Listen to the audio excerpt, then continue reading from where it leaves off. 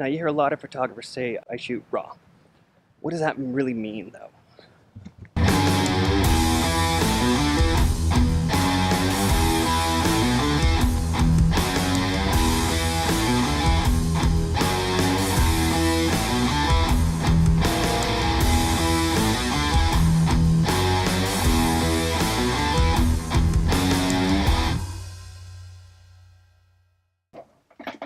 What's going on, everybody?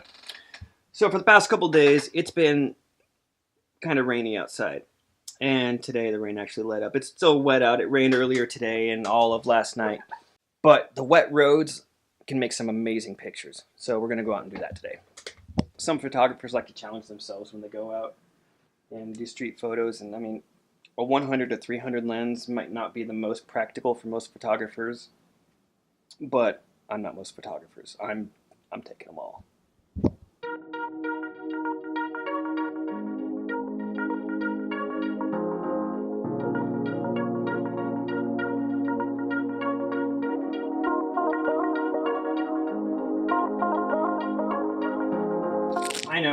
I know, for those of you that are familiar with this camera bag, these are for memory cards, but I found that using them to hold extra batteries works just fine.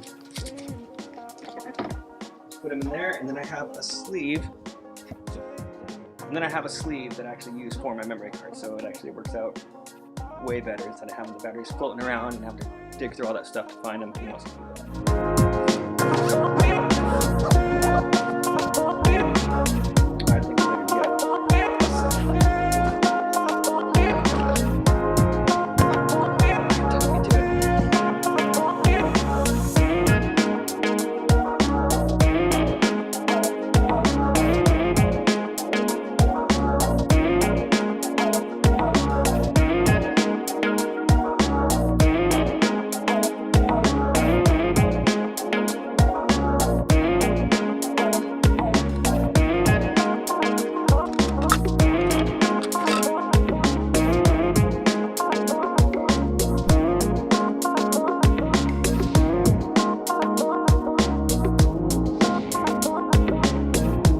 Coming out here for some pictures was only half the reason I'm coming out.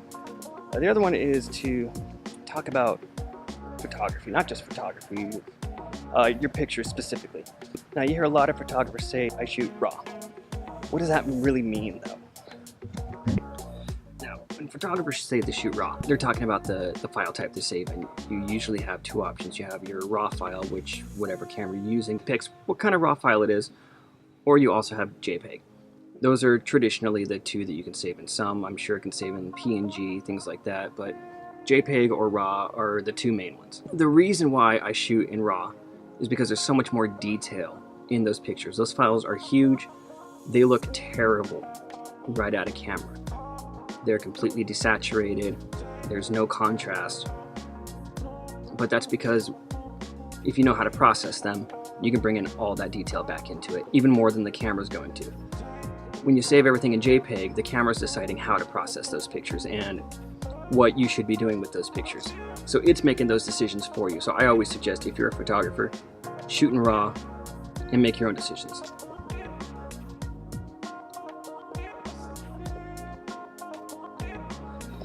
Now, while I'm out, yes, I do want to take some pictures for myself, but also some of them, because the lighting conditions aren't the best, it'll give you a really good idea on what I mean when I say that you can bring in a lot more detail and bring all of that back into the RAW file. Now, one of the reasons why this is great is because you can shoot with a lower ISO, which is going to introduce less noise into your picture, all that noise and grain and all those little dots everywhere.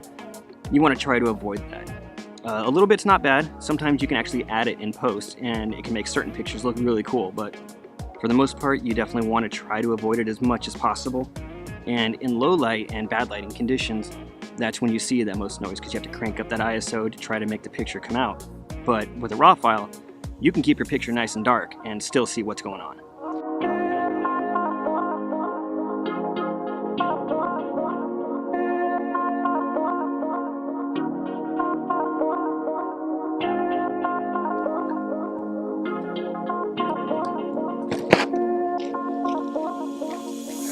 So I'm not going to go over my whole workflow when I'm doing this, But I will show you some examples. This right here is a picture that I took. This is the raw file. You can see how dark it is. And over here is the after. All the detail that I was able to bring out with that. You want another example? Here's the raw file. Here's the after. If you want a more in-depth comparison and more about the workflow, definitely leave me a comment below. And you can check out these pictures and a bunch of the other ones that I took while I was out here on this hike. You can check them out right there on Instagram at MCCDVO, or you can go ahead and do facebook.com/MCCDVO and check out the pictures there as well. But I want to get going and grab some pictures because I only have a couple hours to do it in. So as always, keep creating. Cheers.